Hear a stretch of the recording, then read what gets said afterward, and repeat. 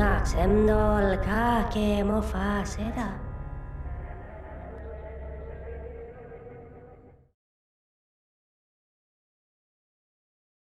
Welcome to Special Talking in Stations. I'm Matterall. Today, we have an announcement that Killah Bee, the CSM member from Northern Coalition, has resigned his post as part of the CSM, the Council of Stellar Management. He's here with us today to talk about why he made his decision and what's in the past and future for him. So I'd like to welcome Killah Bee to the program. How are you, Killah? Hey, I'm fine. Thank you. Good. Glad to talk to you. It's been a little while. So let's talk about first, you're from Northern Coalition. You were put as number one on their ballot, and you were successfully elected to CSM for a second term in a pretty good place, right? You got in about halfway through the voting count, the vote count. So you got a pretty good, solid election. And you made it into CSM, and now you've decided that you don't have enough time for it. Why don't you explain to us why you're resigning CSM? So a bit like what I've said in my statement, it sounds very written, but it is. But it's actually kind of true. I've always been, before I was part of the CSM, and whenever I talked about the CSM, I was always a big, advocate of the fact that I think the people within the CSM have to be super active, because I'm the kind of guy I believe that only the opinion of active people really matters, because they only really understand the meta. Even, I believe that I have a pretty good understanding of the current meta in like large scale 0-0 PvP, but I haven't actually participated in any major fights in quite some time. So while I think I understand it quite well, I'm sure that there's some fine tuning, some tactics, some things that I'm missing simply because I'm a part of it. And I feel like I would be a bit of a hypocrite if I, keep talking shit about people that are part of the CSM but aren't actually playing the game. And then I sort of became one of those people myself, simply because I've managed to turn around my life in the real world quite well. And now I have barely any time to play games at the moment. And the little bit of time I have, I would rather spend actually playing EVE and, maybe running the fleets again and helping out NC in a way that I can, rather than trying to spend it on a CSM. Also, I don't think that I, like I said, have the full insight on everything anymore. So I'd rather open up the spot for somebody who's still fully within the loop. Let's actually talk about that a minute. So you think that somebody who's on the CSM is somebody that should be actively playing the game and involved in the stuff? In actively playing the game, and we all know that playing EVE can mean very different things. Aerith is probably someone who doesn't actually actively play the game a lot, but I would still consider him a valuable member of the CSM because he still very much actively plays the game in his way, right? Which is marketing. Not marketing's the wrong word. Which is industry stuff, market stuff, that kind of thing. And I think that the person like Gobbins, who he doesn't log in that much himself, but he runs Horde. I would consider Gobbins actively playing, for example. But I haven't really done any of those things in the past, right?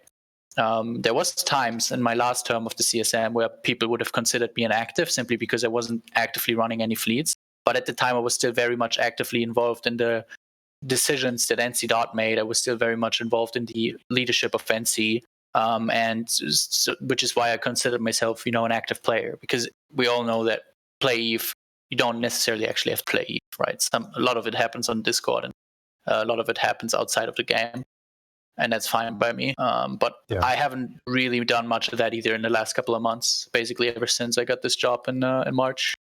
So yeah, I've obviously tried to stay in touch. I've tried to stay in touch, and every now and then when there was an important timer, I do show up. For example, last week when there was a big timer, I don't even remember what it was about. I think it was our staging Fortizar in our current deployment. I was asked to run a subcap fleet, and I agreed, so I showed up for it. Unfortunately, nothing happened, which was our own fault because we brought a lot of Titans, which makes sense to win the objective, but it kind of didn't make sense for a fight. Anyhow, I participated in that, and we have a CTA tonight at 18:30 with NC Dot to defend again our staging fort, this time next door though. And I'm also going to be showing up for that and running a fleet for that. So I do try to show up when it's important, but I haven't really been in the loop as much as I would like to be, to consider myself active and, useful in a meaningful way. Right. So today is a huge defensive move, protecting your forward operating bases inside of Dead Coalition space. And that's going to be, looks like, shaping up to be a huge fight. And it's funny because... Well, Dead Co has canceled the CTA, unfortunately. So it's a little bit unfortunate, but we'll see. So maybe somebody will still show up to shoot the fort. Oh no, I didn't know that. Well, anyway, I was going to say that the funny thing is that Sword Dragon is in charge of Dead Coalition, the people that you're invading, and he's the one taking your place on CSM. I was fully aware of that, and he was fully aware of that. So I basically told CCP Dopamine or Camille that I was going to resign about a week ago. And then he approached Sword and said, "Hey, are you down to take up the spot again?" Because he was next in line. And Sword said yes. And Sword was aware. I was aware that Sword was going to be on if I do resign, but I decided to do it anyways. Unlike what people think, and this is very much also directed at those people within NC Dot that are listening, because there was an awful lot of shit talk in the NC Dot Alliance chat today about Sword replacing me and, Sword statements maybe or whatever.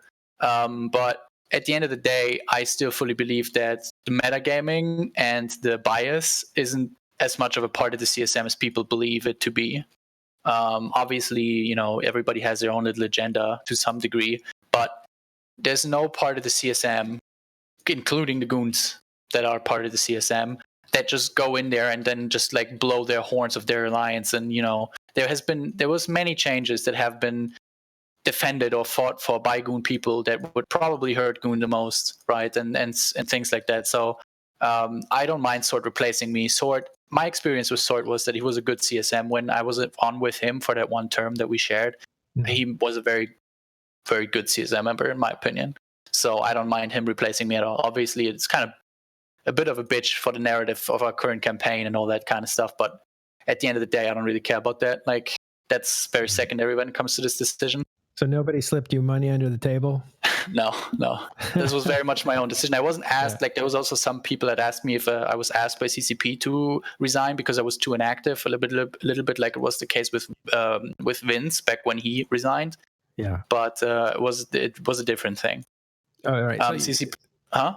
So CCP did not ask you to resign. You're resigning on your own. Yeah, exactly. So obviously CCP was a bit unhappy that I couldn't make it to the summit. The summit is where the CSM gets the most stuff done. So after the CSM summit, I had a little talk with some people and I explained to them why I couldn't make it. Well, they knew why I couldn't make it to the summit. But I told them basically that if I knew early enough when the second summit was going to be, I will be able to make it to the second summit. And they said, okay, if you can make it to the second summit, that's fine. Because we've seen you at the last summit and you've contributed enough, like it's good. Right.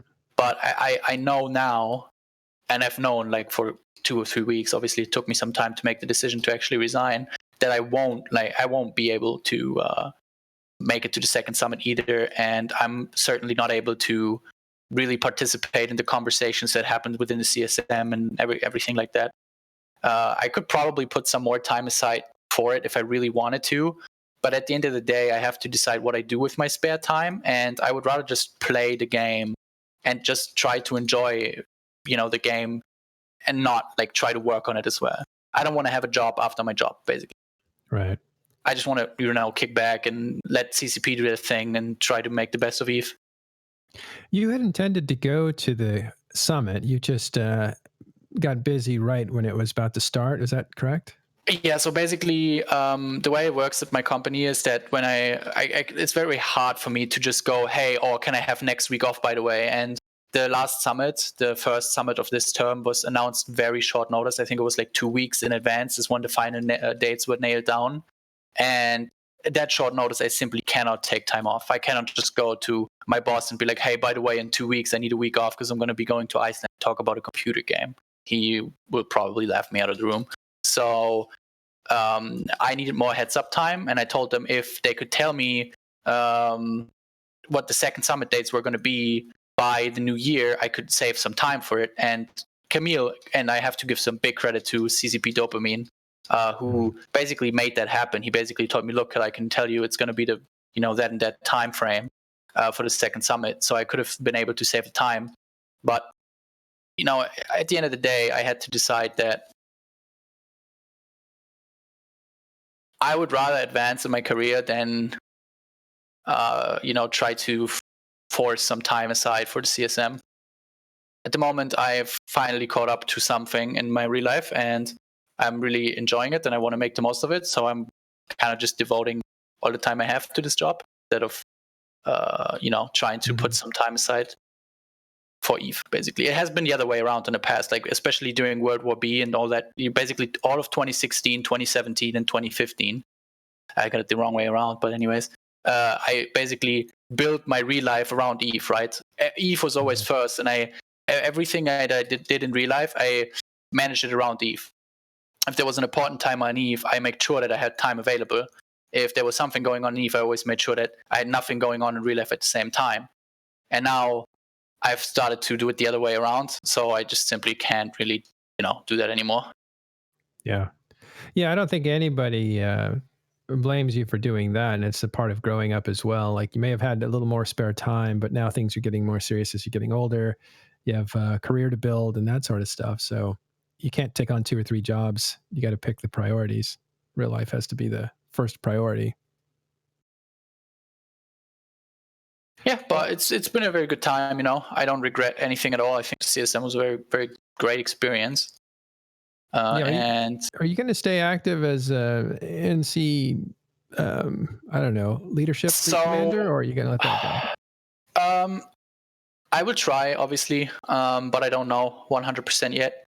I've talked to Vince about this at length because Vince has kind of asked me as well, what's the deal? Are you going to be sort of inactive for a while now, blah, blah, blah. And I basically told him, look, it's not like at the moment, right now, these next cup, like, for example, this week, the next week, and then a couple of weeks after, I actually have a very normal schedule. Like, I work from, sort of kind of like 9 to 5 sort of thing. So I have a pretty normal schedule, and I can put a lot of time aside for EVE, for example, which I think I will do, because there has been some decent fights in this campaign, and I'm hoping that we'll get some more fights out of it. So in the near future, I'll probably be able to do some more, but I just simply don't know what's going to be like in the next couple of months. I work at a place where I have to be where I like. It sounds like I have, but I really enjoy it. Basically, for example, like 3 weeks ago, I was assigned with a project, which unfortunately interfered with the release of Classic WoW, which made me really mad. But basically, I was assigned a project where I had to basically run the remodeling of one of our bigger stores. It was completely being rebuilt, and I was basically in charge of the rebuild. And I had to leave town. I had to travel a lot, and I was working nights sometimes. I was working night shifts sometimes. And if that kind of stuff happens, I obviously can't really predict when that's gonna happen. And if it does, then I'm just gonna say yes and not do it. Mm. All right. Well, I think it's great, the decision you made. Not that it matters, but it's nice to see people pick the right priorities. But let's talk about. So you're taking a step back from CSM. You're taking maybe a step back from being a fleet commander for NC Dot. And is it really true that people in NC Dot got mad about Sword Dragon taking your spot? Yeah, it's just the usual shit talk. And sometimes, and I know it's not different in any other alliance, but I personally, I think I've outgrown the whole narrative shit a bit. Like, I don't care about narrative anymore too much. Mm-hmm. And I find it kind of silly that some people are just being put in a certain, how do you say it? They're just being written off because they are part of a certain group, or maybe because they have history or something, right? Like, just because maybe, goons have shown up for a couple of timers up here and helped out Deadco or whatever. Now suddenly, I don't know, everybody's just hating on Sword, and he's a goon. He's not that bad of a guy. Like, that's something that I know a lot of line members and a lot of people in EVE have a very hard time differentiating between the real person and the person they play. Like, a lot of people do not understand that there is people in EVE, and for example, Aerith is one of the best at that, right? Aerith is an absolute role player. Like, whenever you hear Aerith talk on the meta show, or appear anywhere in public in front of the EVE community, he is 180 degrees different to what he is in person when you talk to him in a CSM sort of environment, right? Like Aerith is probably the best example. I despise the character Aerith, and whenever he talks on a meta show, I hate, like, he's triggering me so much all the time he speaks, right? But then when I met him at this first CSM summit I attended, he's super chill. He's so smart. He knows so much. And he was a really, really good person to work with, right? And that was sort of the point when I realized, man, these people are actually just role playing. And I feel like it's a bit like that with more characters in this game, and some people just don't really see the difference. And that's why sometimes people get really upset. Like I said before, I think, at least from my experience with Sword in the CSM, I thought he was a good CSM member, so I don't feel bad about leaving behind my seat for him. Why do you think he was a good CSM member? What characteristics does he bring to the table? A lot of experience in the game, a lot of experience, especially in 0-0. No, I don't want to delve into if the 0-0 is overrepresented in the CSM or not. We all know the answer to that. But what do you think the answer to that is? Well, I mean, 80% of the CSM is 0-0, right? So I think the question's kind of silly. But at the end of the day, that's something that I've received a lot of hate for, because I've been very open about this, right? Finally, the Wormholers got the shit together and they got Exuki elected. And man, Exuki is an awesome freaking CSM member. He did a kick-ass presentation on wormholes at the first summit. I wasn't there, but I basically was told how good it was, right? And he's a really, really good addition to the CSM. And he finally represents wormholes. And he has given us some insight on balancing issues, right? That from a 0-0 perspective, we hadn't even considered. And he was like, well, look, but in wormholes, it's like this. And we were like, oh, okay, that's a fair point, If HiSec wants to be represented, then get your shit together and get somebody elected from HiSec. You have the numbers, right? Like, they have the numbers. They just need to get their shit together. It's the same for LowSec. If LowSecers want to get somebody elected, you have to not be bitter about, oh, but that guy is with that alliance or that alliance. You just have to make up your mind who's the most competent person in LowSec and get him elected. That is just the way it works. It seemed like your first year, you guys were making changes and there were casualties to wormholers, and there wasn't a whole lot of mercy coming from you at that point. There's still no mercy. There's no mercy, but they got their rep, is what you're saying. Yeah, exactly. They get their rep, and now they get their representation, and now they get changes more in their way, right? If you don't get somebody from your sector elected, then, well, sucks to be you, man. But at the end of the day, I am not, and I've always said this, whenever I ran for CSM, whenever people ask me, I have no idea about HiSec. I have no idea about LowSec. I have no idea about wormhole space, except that I definitely can't rat in a C6 with dreads, because I tried that and I died on day one. 2 people, by the way, I got killed by HK. Anyhow, I just don't know. I cannot balance the game around those play styles because I simply don't know them. And believe me, no, the 40-page Google document that you sent me with your opinion of what needs to be changed is not useful, because nobody reads that kind of shit. I have so many people PM me with like 20-page Google documents, and then they do really big math with like numbers and everything. It's like, if we nerf this ship by 20% and we reduce the power grid by 5%, it would have this kind of effect on the fitting you could put on it, and it would reduce the overall DPS of that ship class. I was like, bro, I'm not going to read that. CCP Rise isn't going to read that. Like, no, that's just not how it works, man. Give me the executive brief. Yeah, and it happens all the time, right? That's the problem with it, because you have like 5 people a week PM you some document of what needs to be changed in their certain part of space. And then I actually read 2 faction warfare documents that people sent me that, basically 2 people that were apparently really knowledgeable. They both wrote me a document on what needs to be changed in faction warfare 2, and they were completely different. Like, those 2 people had completely different ideas of what needs to be changed, right? And that's the main issue with it. Well, it gives you an idea of what CCP is. It gives you an idea of what CCP is up against too. When they say that the players know how to do this game, just listen to them. Well, which ones do you listen to?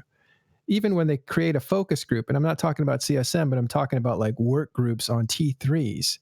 Those guys disagree. They do it on capitals. Those guys disagree. So the CSM, I think the idea was, and this might have been Aerith's plan or other people's plan, I forget who, was to, hey, let's at least all agree with each other so that when we talk to CCP, we're a unified voice. Yeah, that's what we do. And it works really well with most people at the CSM, current CSM anyways. And and that's also part of the reason why I thought Sword was a good CSM. It was not hard to communicate with Sword, and he was always part of the group that went to CCP within the same voice, basically, right? And I want to point out that people like Steve, who is definitely not a 0-0 guy, Steve Renuka, and he's very much a high-sec guy. He's always been part of that group as well. Obviously, Steve and people like me and Aerith, we had some different opinions on stuff. But at the end of the day, we still always found common ground and went to CCP and said, look, this is what we think needs to be changed. And this is what we think on it. And at the time, it was only the opinion of 8-0-0 guys, one high secker and one low secker, right? And I consider Sutonia the low secker here. And I'm sure many low seckers will disagree. And that is and now at least it's one wormhole guy, one high secker, and then 8-0-0 guys. So we changed the low sec guy for a wormholes guy.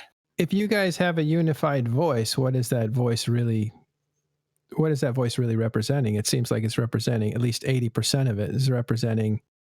Yeah, but now we have Omega, right? So Omega definitely has his very, very much his own views on what has to be done in 0-0.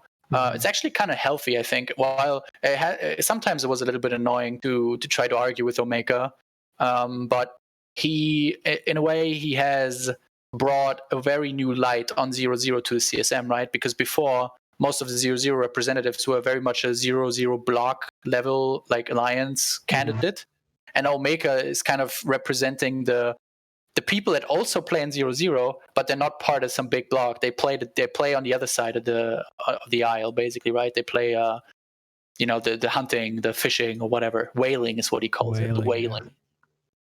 Right? So I think that's cool. Whaling sometimes can be crying too. It depends on how difficult to argue with him at times, anyways. Yep. But that's just my personal. Well, that's good. So you think he's been it's been helpful to have that, like, what do they call it? The eighth man or whatever, the guy that thinks differently than the whole group. Yeah. Okay. So, but you actually came in at a critical time. There was 2018 was some of the biggest battles EVE Online has seen as far as capital ships goes and super capitals, and the server was just dying under pressure. And it was really important to have someone like you that commands these fleets on there to say, hey, this is urgent. You need to fix these problems because the game is unplayable at this level right now. Yeah, the problem with that is that, unfortunately, and I completely get it from a CCP standpoint, CCP has a very hard time fixing those kind of, and they've done a really good job, to be honest. Like, in my opinion, the servers have run fairly stable compared to what they were like you said, in 2018, or was it even 2017? When was it? When was X47? That was 2017, right? Pretty much all 2018 last year. 2018. Yeah, there you go. Sorry, I'm a bit off. My head is fried. So yeah, 2018, right? And the servers are a lot better now. But the hard part for CCP is always to gather data from these kind of fights and to reproduce them as well, right? Like, basically, how can we reproduce this? Like, well, not really. You can't just. We can't just make a fight like that happen for the science, I mean, we could, but nobody's going to. So yeah, it's a bit hard, but I do agree. I think it was very valuable to have, and Sword Dragon was there too, and a lot of the goons were there. Actually, kind of sad that Willy wasn't part of that year's CSM because he was there for all of UALX as well, right? And he has a lot of valuable insights on as well. Like, Willy is very smart. I think 2018 probably is what prompted him to join CSM for 2019, probably being involved in all that. Yeah, I would agree. And from what I've seen, I think Billy has been a great part of the CSM, to be honest. Like, obviously, again, yet another block 0-0 guy, but he has some very valuable opinions. If you're falling out, it seems like he can cover some of the stuff that you're really good at. The big fleet. Oh yeah, very much. I do actually trust him with that very much. He probably has a lot more. It's always a bit funny when we talked about fights like X47. because it's kind of interesting to see the different, like the views on the fight from the different sides, right? And especially, but the one thing we all agree on is UALX was the most important fight of that entire year. Yes. Because UALX turned everything around. The last 5 years, probably. Yeah. So it's very, like, everybody keeps talking about X47, right? Because more Titans died, but UALX was the most important fight in a long time, strategically and everything. It completely changed the tone of the entire thing. Yeah. So, as someone with a lot less experience than you have, I think it was probably the most important fight since BTAC R. I would agree. Kind of significance. At least in our sphere of influence. Obviously, I agree. I would think that some people would probably disagree. People that have been, had their mind on other things. But in terms of the bigger scale, definitely very much yes. Yeah, that was a game changer, as Dunk Dinkle points out there. All right. It was good times. So just to summarize, up to this point, you've gotten busy in your real life. You're moving. You're not moving on from EVE Online. You're still playing it, but the amount of involvement has to decrease to make room for other things. So you're giving up your seat on CSM because that's one job too many. We don't know what's going to happen with you and being an FC for NC. But you're still going to play EVE Online. And Sort Dragon is stepping and taking. I'm not going to be that kind of guy that posts on Reddit, "Hey, I'm quitting with 250 accounts, by the way, because I'm mad over this change." But I've never made an "I quit EVE" post. And I would probably never make one of those posts. I will fade in and out of activity, but I am not planning on ever really quitting EVE forever. I'm certainly not going to post on Reddit about it. Yeah, you seem to be one of the fresher voices. Doesn't really grandstand. It always seems like your motivation is to talk about the game that you like rather than the side that you want to win. Yeah, my attitude has very much shifted in that regard. I don't know if I would call it I've grown up. Maybe I actually have. I don't know. Probably, but yeah, it always sounds so. It sounds so stupid to always just say I don't care anymore. But at the end of the day, like, I just really don't. I don't know. Like, my whole attitude completely, like, the last time I really cared and I really tried was the whole 2018 summer war, right? And I really, because that was in my mind, that was my baby. The whole North project, quote unquote, was my baby, and at least that's what it felt like to me, because it kind of started establishing itself after World War B, and we really tried to keep close ties with GOTG until some point, and I really wanted the North to work, but it just ended up not working, and I kind of just said, okay, whatever. Now, I done my part. I'm done.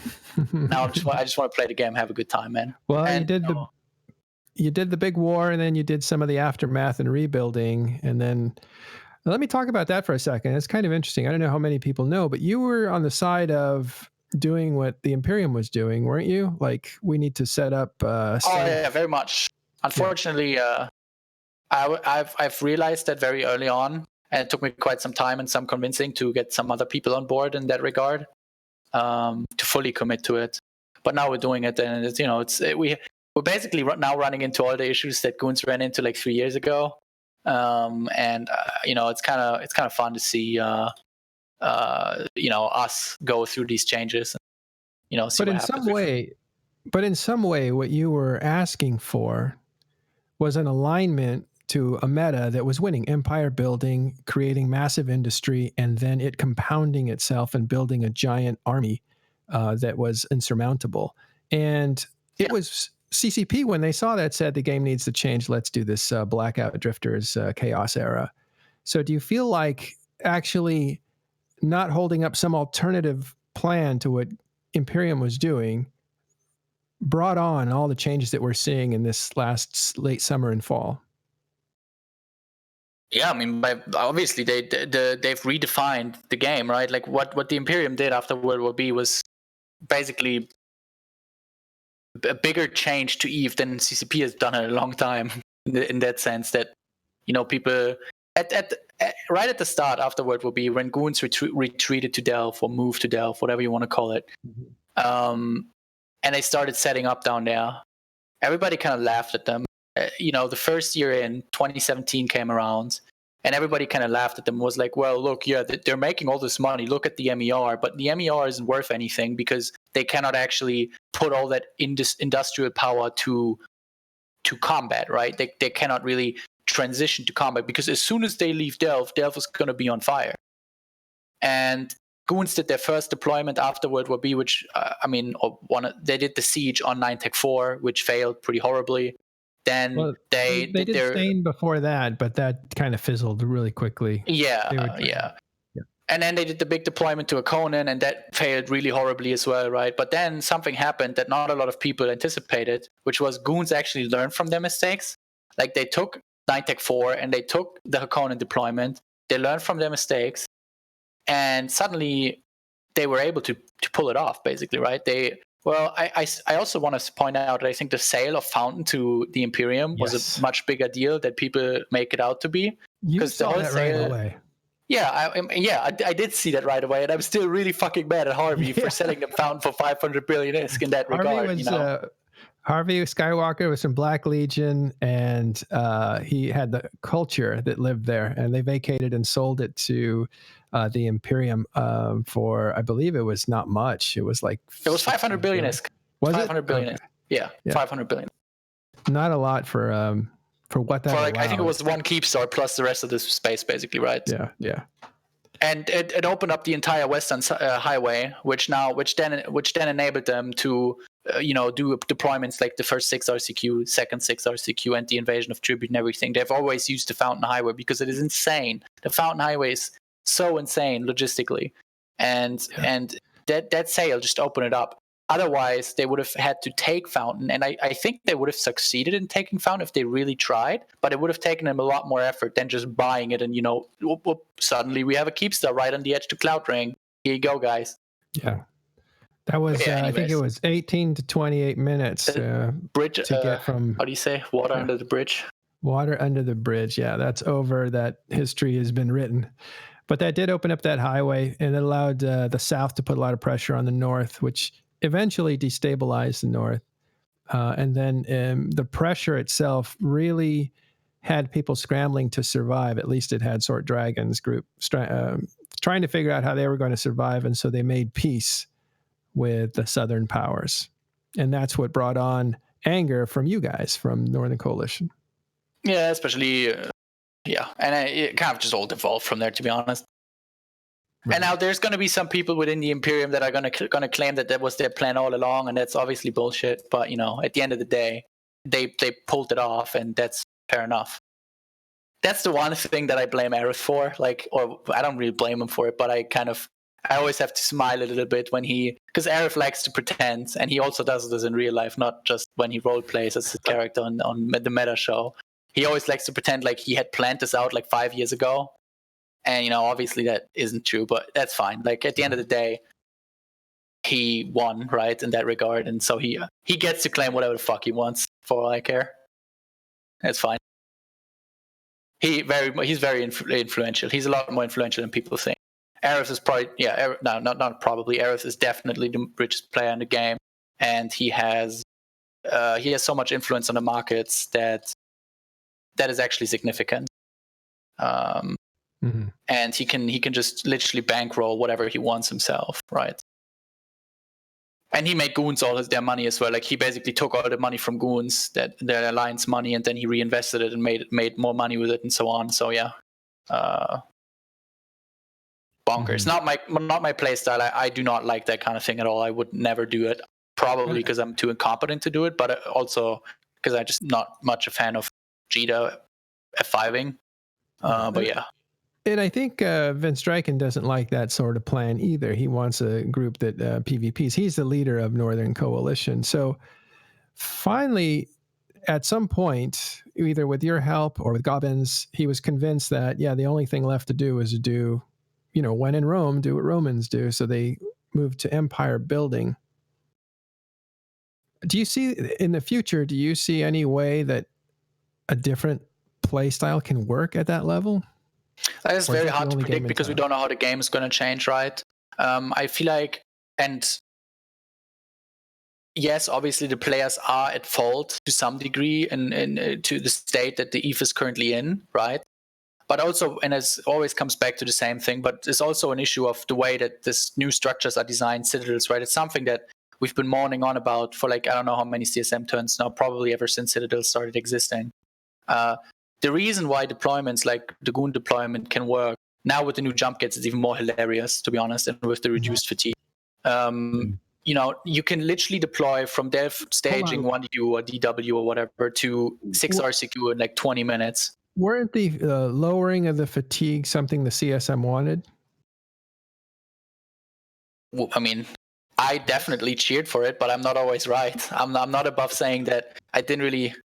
Well, how many things do you think the CSM said, hey, people really need this, that actually help the empire building model? Because it goes all the way back to, 2015 when they're talking about the, hey, the null deal, right? We want sovereignty, occupancy, sovereignty, so that you have to live in your space, and that really plays into groups that live in their space rather than groups that rent it to somebody else because they want to go fight instead. Like, how many things does CSM ask for that in the end does benefit nullsec's empire building model? Yeah, I mean, see, it's hard. Like, so I'm not, like I said a bit at the start, I'm not saying that we aren't doing that, but at least in my from my point of view, we're not necessarily doing it on purpose. It's not because, I mean, again, some people like to claim they are, but I don't think anyone's all-knowing. And frankly, if you would ask me like 3 years ago what would happen if you introduce these kind of jump gates or whatever, I probably love them. I mean, to be honest, I love the jump gates, right? But it's because I can travel from deepest part of drones to low sec in literally 10 minutes because I have to take like 3 actual gates and then like 5 jump gates, and I'm on the border of high sec, right? It's insane. And I do love it. Great, but I think it's obviously not very balanced and not good for the game. But I also don't know how to fix it. I don't think getting rid of them is an option. Somehow limit them, maybe. And then it's so hard, right? It's a bit like somebody said this, I think, the other day. Somebody said ETH is like a city. Whenever you try to change one thing, you also affect so many other things, right? And CCP also ties really heavily into this because there's so many more elegant ways to change certain things, but they simply can't do it because they don't have the dev time, the dev power, whatever you want to call it, or they have a different focus, right? And it's like, I've always liked the idea of jump gates getting you fatigue, but the further you get away from your designated capital system or whatever, the more fatigue you get, right? So basically, if you're trying to just make a jump from your capital system to one jump over to, I don't know, maybe your industrial staging where you and your core produce your stuff, it gives you almost no fatigue at all, right? But then when you try to travel across half the map with the jump gates, you will gain a lot of fatigue and you won't be able to jump gates back for a while or something like that, right? And I'm not saying this is the perfect way to change it, no way, but this is just one of those ideas that come to my mind. But that can't happen because apparently that's very hard to implement or whatever, and they don't have the time for it, right?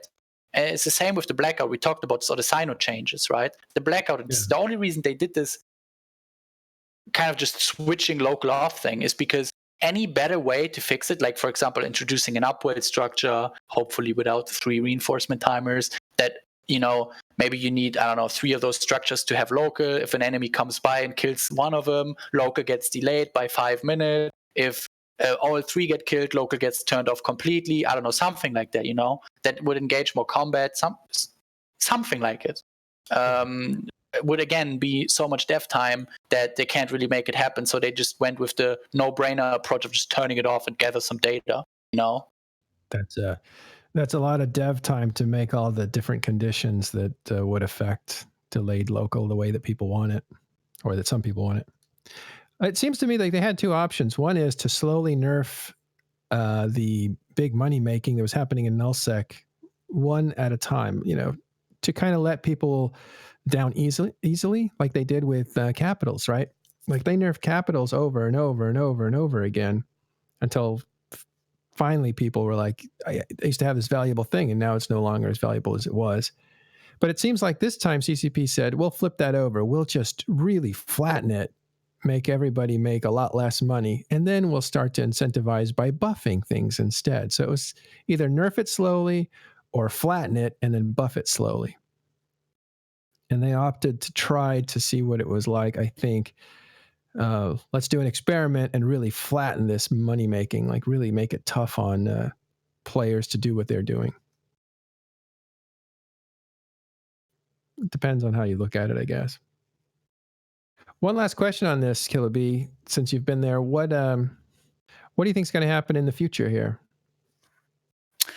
Well, I think that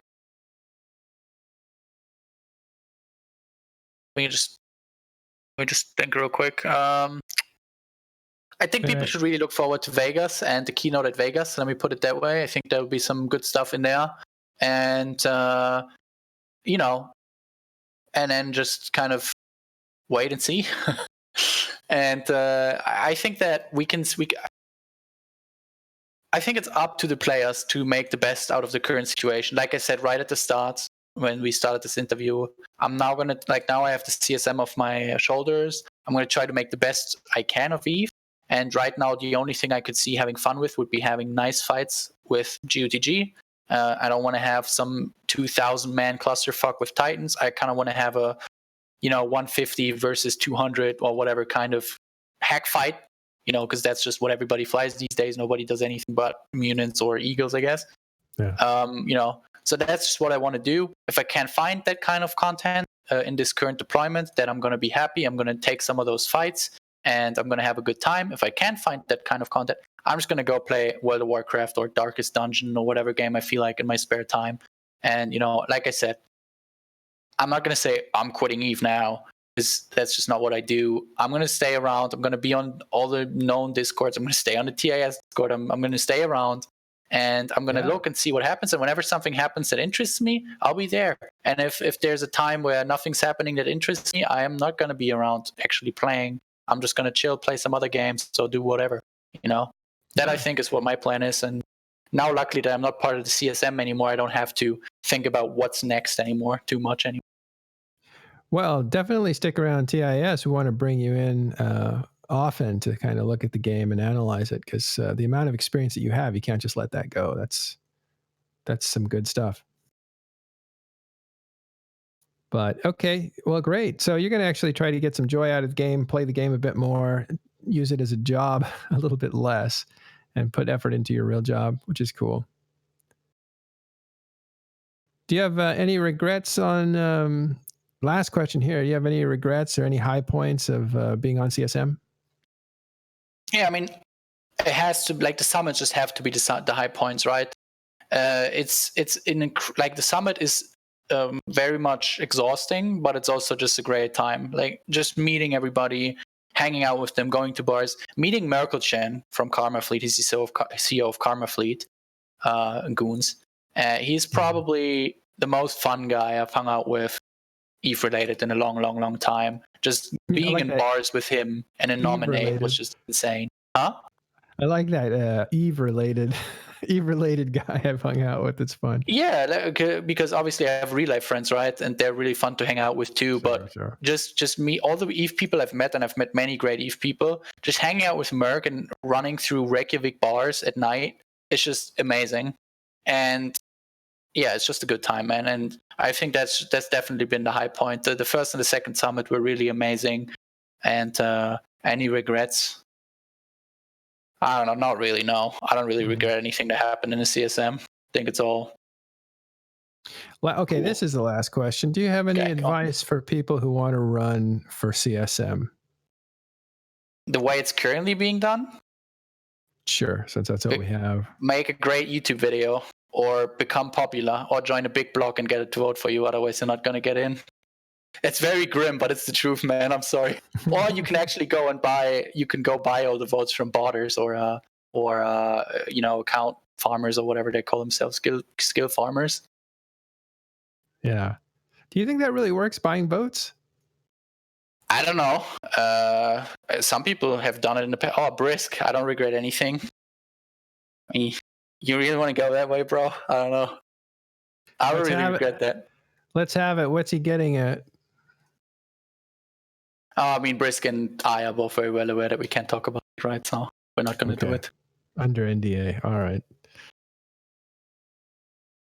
No, I mean, it's all cool. I personally, I don't really hold grudges. I hold no grudges. I have actually no grudges in real life, and I certainly don't have any grudges in EVE. Well, most of the people I play with, I have a fun time. And that's it. All right, Killah Bee, thanks a lot for stopping in and telling us what it was like to be on CSM and what's going to happen with you and your future. So we're still going to see you in EVE Online, which is great. And thanks very much for all the time you've spent with us before you were CSM and now that you're going to be in your post-CSM. Well, thank you in advance for all the great commentary that you'll bring to EVE players and all the no bullshit, no politics. I'm just telling you what it's like. Most of the time, anyways. Yeah. Sometimes I do go a bit. I do go a bit no bias. Now that I see Omega Gold in the chat, I obviously have to use the term no bias here real quick. But yeah, I try to keep it as real as possible most of the time. Yeah, but even in that sense, you really have always admitted that that's your bias. So it's out in the open. So you're one of the plain talkers of EVE, which is really good to have. But we've really enjoyed a lot of the commentary you've given us. And I want to thank you for being on CSM and trying to help the game out. Yep. Thank you very much for having me. And hopefully, maybe I'll be running some fights again to actually be here for content reasons. Yeah. Maybe I can give some great commentary on some fights.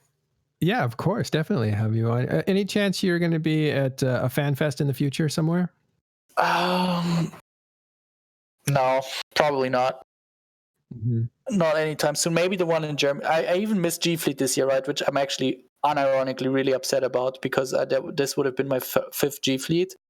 And at 4, I think my 4th G Fleet ever since they introduced the metal pins that you get for your keychain. And I really wanted the gold metal pin because now I have the silver and the bronze one from G Fleet, but I wanted the gold one. And because I didn't go this year, I didn't get my gold pin. So I'm kind of sad about that. And also the G Fleet's just to have a good time. But yeah, probably the highest chances are either going to be Amsterdam or G Fleet. FanFest, unlikely. And Vegas, less likely. All right. Well, once again, it was really nice talking to you, Killah Bee. We will see you around talking in stations. I want to say thanks to McLeod for putting up the video at last minute. That's why we're a little bit late today. And I want to thank everybody for showing up today, all 200 of you guys watching this live. We're going to publish it as a podcast. And we will see you Wednesday on Talking in Stations. And then again on Sunday when we have Naros from Winter Coalition coming on. So take care, everybody. Thanks very much. We will see you next time on Talking in Stations.